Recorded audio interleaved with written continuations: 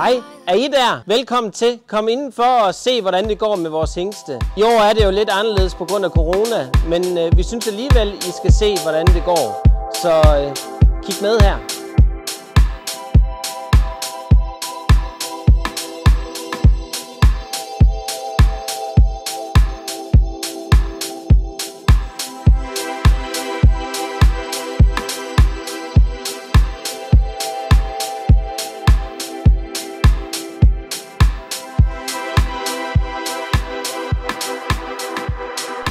Så skal vi have første hest på banen, og det er jo Blue Horse Sagrado, efter vores egen hingst Blue Horse Sac med Florencio, Donnerhall og Rubinstein 1 ude i 4. generation.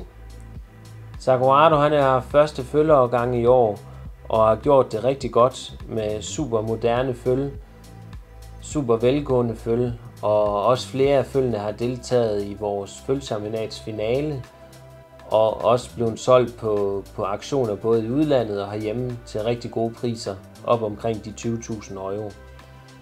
Sagrado han har jo også deltaget i 4-årschampionatet i år, og lavet en kollektion med 9,3, og gjorde det rigtig godt, blandt andet med 9,8 for skridt, 9,2 for trav, 9 for galop, 9,5 for ridelighed og 9,4 for kapacitet. Og det er også det, vi kan se her. Han er en vældig ridebar hest, og det er også det, vi forventer, han giver videre til afkommen. Sagrado han kommer jo også ud af en rigtig ridebar stamme, i det han kommer ud af Dressage Royale stamme, og det gør også, at vi tænker, at det i hvert fald er med til at give ridebar afkom. Men nyd Sagrado her. Han er godt på vej med Christian, og vi glæder os utrolig meget til at se ham på stævnebanerne i det nye år. Og også at tilbyde ham til jer avler i avlsæsonen 2021.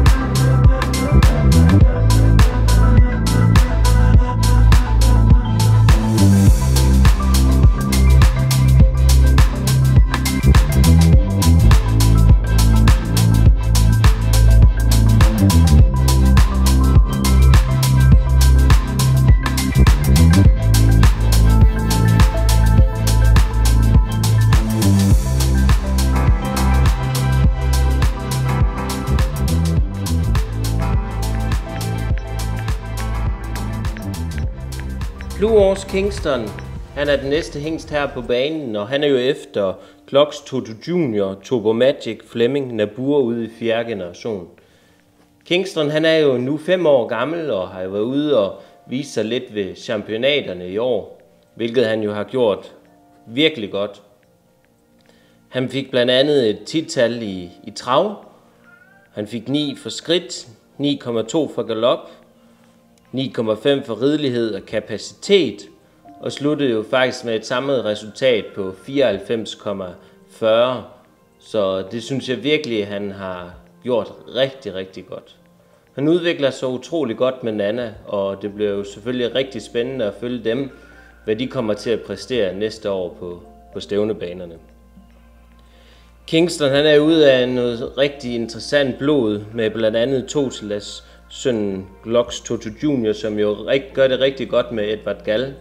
Blandt andet vandt de jo det hollandske mesterskab sammen, og er jo rigtig godt på vej med Edvard Gall, og også tænker på, at det kommer til OL til næste år for det hollandske. Kingston har jo haft første følgeårgang her i Danmark, og det må man sige, at han har gjort rigtig, rigtig godt. Vi så de første følge sidste år i Holland, hvilket vi også var rigtig positive over, men vi er bestemt ikke skuffet i år, da vi så følgen efter Kingston. Kingston han har flere følge med højt op i championaterne og ved følgeskuerne, og har også gjort det rigtig godt på aktionerne, både i udlandet, men særdeles også herhjemme. Blandt andet blev der jo et følge solgt for 35.000 euro. Men jeg synes, at jeg vil lade nyde Kingston og Nana her, hvordan de har udviklet sig her hen over sommeren.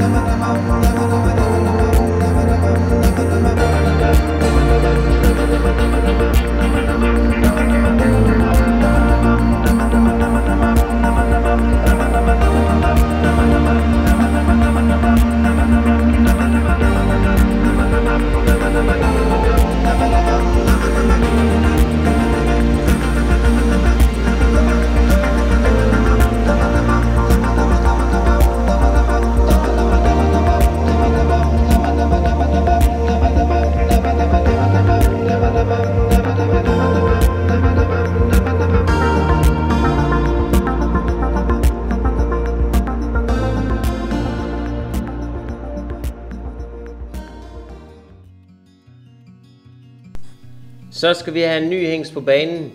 Det er Blue Horse Valenzo. Han er jo efter vores egen hingst Venciano, og med DiMaggio Sandohit Final Stern ude i 4. generation. Valenzo kommer ud af en spændende afstamning med flere højkårede statspræmierede hopper, også mange elitehopper i stammen. Valenzo han er kåret i det tyske Oldenborg Forbund og stiller jo selvfølgelig til kåring i dansk varmblod i 2021, men vi regner også med at stille ham til en sportsprøve i Tyskland.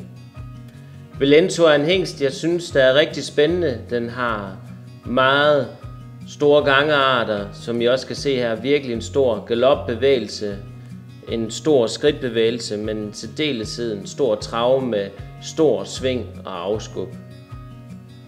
Valenzo er en, vi forventer rigtig meget af, og også en hingst, som vi synes, der er spændende at få ind i kollektionen med masser af tysk blod, solid tysk blod, og så også få en hingst efter Veneziano i vores kollektion. Så det glæder vi os utrolig meget at kan præsentere ham for jer avlere til næste år. Men nyd Christian og Valenzo her.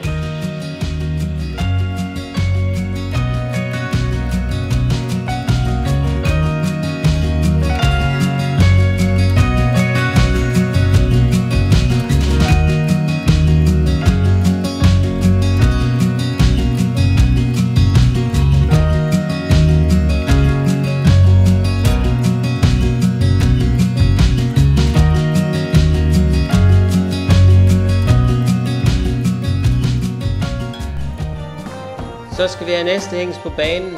Det er jo charmetrollen Blue Horse Farral. Farral, som jo er efter Fürstenball, DiCaprio, Falkenstein 2 og A Jungle Prince i 4. generation. Farral og Nana har jo været lidt ude på stævnebanerne i år. Blandt andet debuterede de ved landstævnet i Solrød i Intermediate 1 og vandt klassen suveræn med 77%. Siden har de jo deltaget ved World Cup stævnet i Lille Tur på Williamsborg, hvor de blandt andet blev nummer 3 i et meget, meget stærkt felt med 74,5%. Farral har jo også gjort det rigtig godt på afkomstsiden i år. Blandt andet så har han fået flere kårede sønner i udlandet.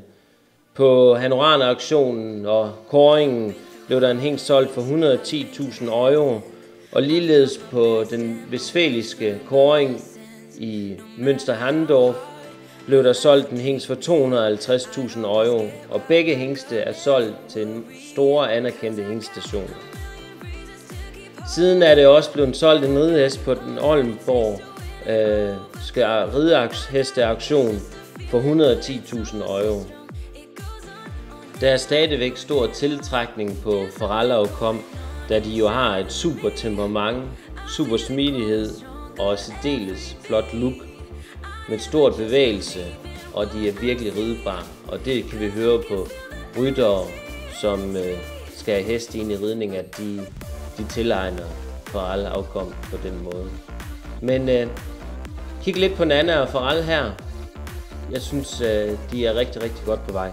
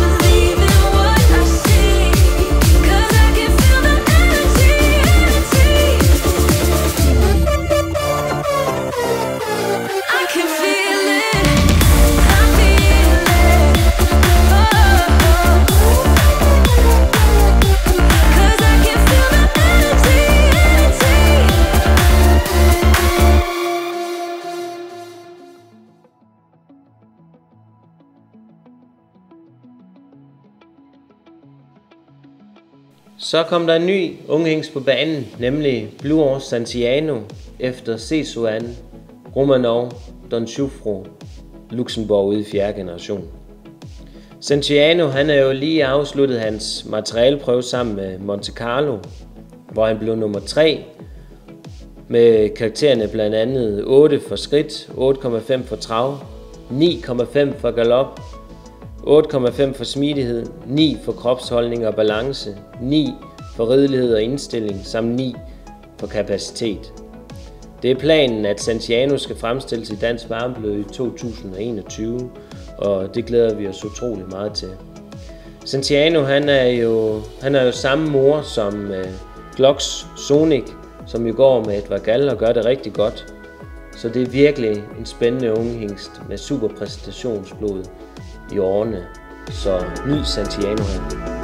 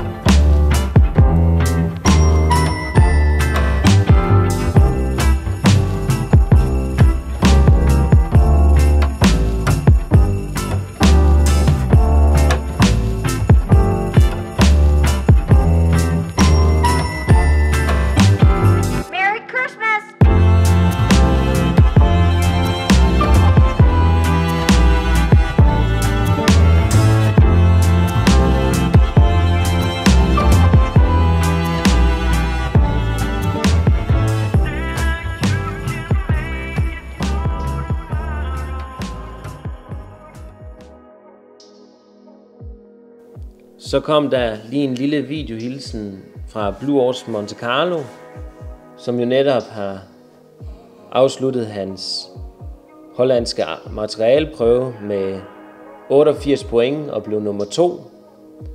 Monte Carlo opnåede jo blandt andet 9 for skridt, 8,5 for trav, 9 for galop, 8,5 for smidighed, 8,5 for kropsholdning og balance, og 8,5 i ridelighed og indstilling, samt 9 i kapacitet. Det er virkelig en flot afprøvning, og virkelig flot, at Monte Carlo han har opnået de point i Holland. Han er jo efter den hollandske hingst Dreamboy med United, Jazz og Vincent ude i 4. generation.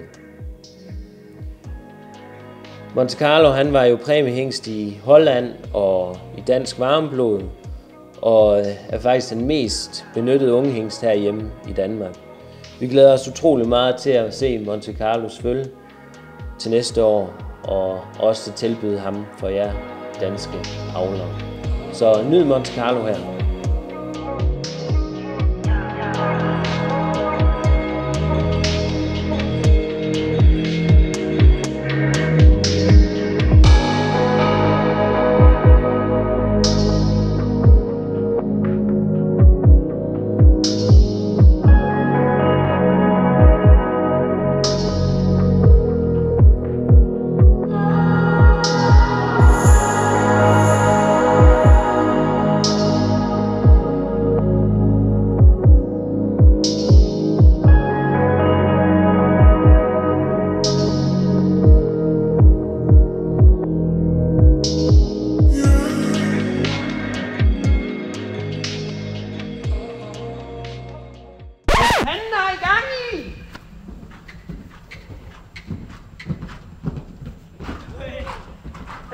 Christian!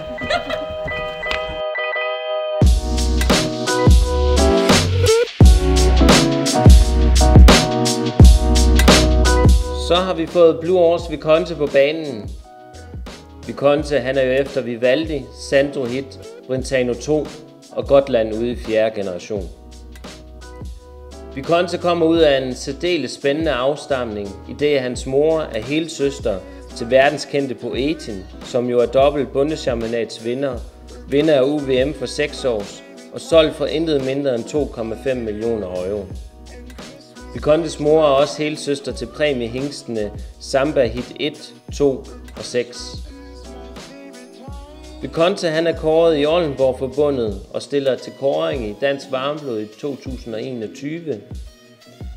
Og han er jo aflagt en 50-dages test i Slikhav, hvor han blev nummer 3 med blandt andet 8,5 for trav, 9 for galop, 7 for skridt, 8,5 for ridelighed, 8 for springning, 9,5 for ridelighed med fremmerytter, 9 for interiør og 9 for arbejdsvillighed. Viconte han er jo bedækket i 2020 hos vores samarbejdspartner Martin Determann, og vi glæder os utrolig meget til at se følgerne efter ham.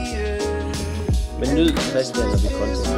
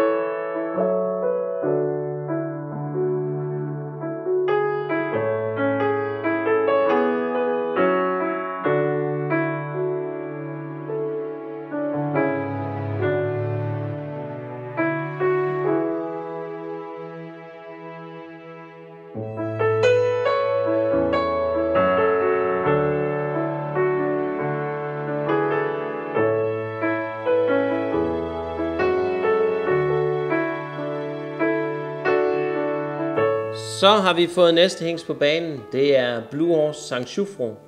St. Jufro, som jo er efter St. Moritz Junior, Blue Horse Don Jufro, Atatürk og Marmori ude i 4. generation. St. Jufro han blev desværre skadet her i starten af året, men han er rigtig godt på vej igen. Blandt andet var de jo tilmeldt i Grand Prix i Nørre Åby, men det fik corona sat en stopper for. Så jeg er sikker på, at vi kommer til at se dem på stævnebanerne her i den kommende sæson. St. Jufro debuterede jo i Grand Prix her i starten af året i januar måned med knap 75%. Så det bliver spændende at se, hvad de kan komme ud og byde med her i det kommende stævneår. På afkomstsiden har St. Jufro jo også gjort det rigtig godt. Blandt andet Hoppen Sweetness, som blev nummer 3 ved Unghedschampionatet, kvalificerede sig direkte til DRF Championats finale med 92,6 point. Hun blev også udtaget til VM for unge heste i Færden, men også det fik corona sat en stopper for, men vi er sikre på, at hun har gjort en god figur dernede. St. Jufro har flere dyre følge og rideheste på auktionerne, både herhjemme og i udlandet. Blandt andet blev St. Felice solgt på Anorana-auktionen for 205.000 euro. Vi regner med at se Nana og St. Jufro på banerne i 2021, og selvfølgelig også at betjene de hopper, som kommer til ham. Vi ved, at der har været stor efterspørgsel på ham, og det håber vi jo selvfølgelig også, der kommer i det nye år.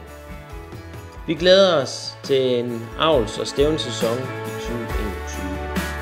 Nyd Nana.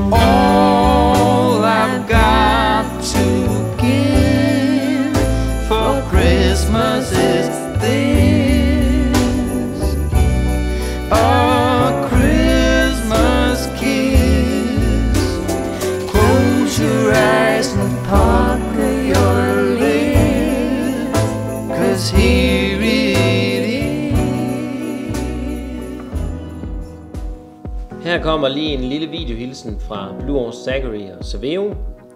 Jeg tænker, der er mange, der er rigtig spændte på at se, hvor det makkerpar er på vej hen. Men det kan I se lidt af her. Zachary, som jo er efter Zach, Sandrohit, Soloscarex og Paganini ude i 4. generation. Zachary han blev jo havpræmiesiger i det tyske Oldenborg-forbund, guldmedaljehingst i dansk varmblod, nummer 2 ved DAF championats finale for 4 års heste med 9,46 point. Og Zachary han er jo ude af en virkelig stærk præstationsstamme, i det at den internationale hest og tredobbelt UVM-vinder Fiutini og også Gørtlinggaard Stublet, som ligger højt på verdensranglisten, kommer også ud af den stamme. Zacharys afkom, de bliver jo snart 3 år gammel, og de tegner sig rigtig godt. I år havde han blandt andet bedste hingstefølge på Fyn, bedste 2 års hoppe på Fyn, og han har også fået den første kårede hingst i det tyske Hannoranerforbund, som blandt andet også er solgt til en meget anerkendt hingststation. Der er stadigvæk flere afkom, der er udtaget til kåringer i Tyskland, men jeg er også sikker på, at vi kommer til at se en hel del afkom ved forbesigtelsen herhjemme i Dansk Varmblod. Jeg glæder mig utrolig meget til at følge Zacharys udvikling, og det er også det kommer til at dreje sig om fremadrettet, men også selvfølgelig at tilbyde ham til jer hoppeejere i 2021. Men kig lidt på Zachary og Cerveo, hvor de er på vej hen.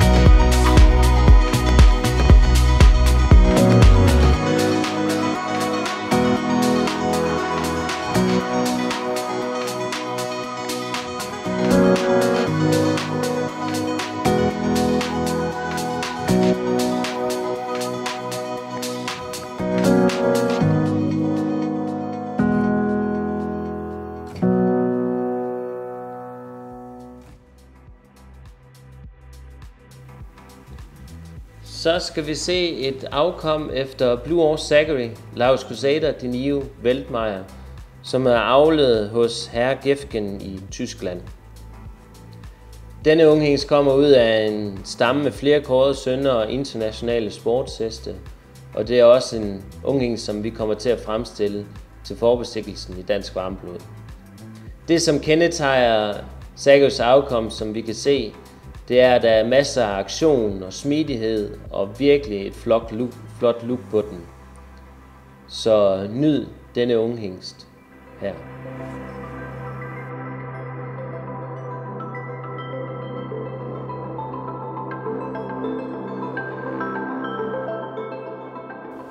Endnu et Blue Horse Zachary afkom, en Zachary Don Romantic National Senate Canosti, avlet af Susanne Kolding på Sjælland. Også den her hingst er ud af en spændende stamme med masser af fuldblod på morsiden. Og også en hingst, vi kommer til at fremstille til forbesigtelsen i Dansk Varmblod. Den her hingst, den synes jeg virkelig er en spændende hingst. Der er masser af format, virkelig et flot look, super bevægelse, super galop og en super skridt er der også på den. Jeg glæder mig utrolig meget til fremtiden med den her ungling, så nyd ham.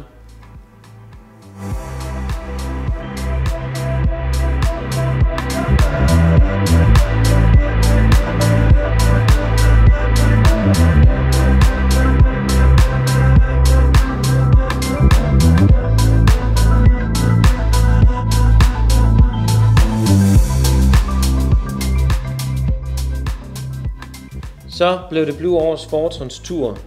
Fortron, som jo efter Formens 2, Desperados, Volkenhit og Manstein ude i 4. generation. Fortron, han var jo præmiehingst i Oldenborg-forbundet og i Dansk Varmblod.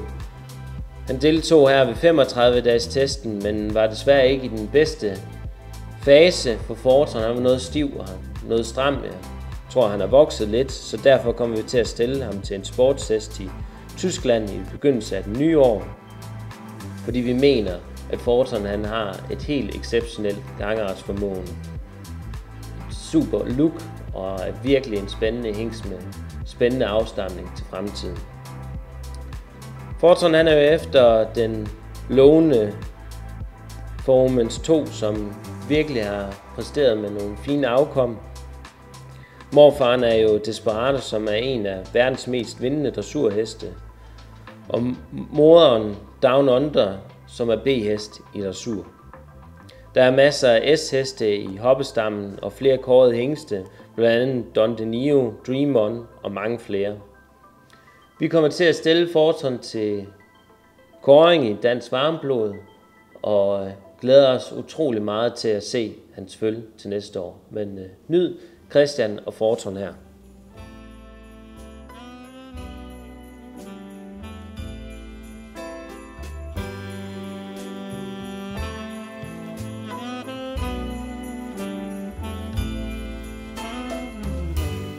Så blev det Blue Horse Zack og Nannas tur, og afkommet Blue Horse Satchmo. Agnete, det vil vise lidt af dressurens verden for os. Og Zack, som jo er efter Rousseau, Jazz, Belisar og Wisconsin ude i 4. generation. Zack han ligger stadigvæk på en 10. plads på verdensrangliste over dressurheste. Så det er stadigvæk flot, at han ligger deroppe i den ende. Han er rykket næsten 10 pladser op på World Breeding Federation for Sport Horses over de mest indflydelsesrige hingste. Han har rykket fra en 26. plads til en 17. plads, hvilket er meget flot i sådan en ung alder, som Zack er i hans avlskarriere. Zack han leverer stadig vinderheste både ved skure, championater og internationale stævner. Zack sætter sit præg både som far, morfar og sandelig også som farfar. Og der er også flere Grand Prix heste på banen, blandt andet Blue Horse Scepter og Glocks Sonic, som jo går rigtig godt med Edvard Gall. Men nyd Zack og Satchmo her.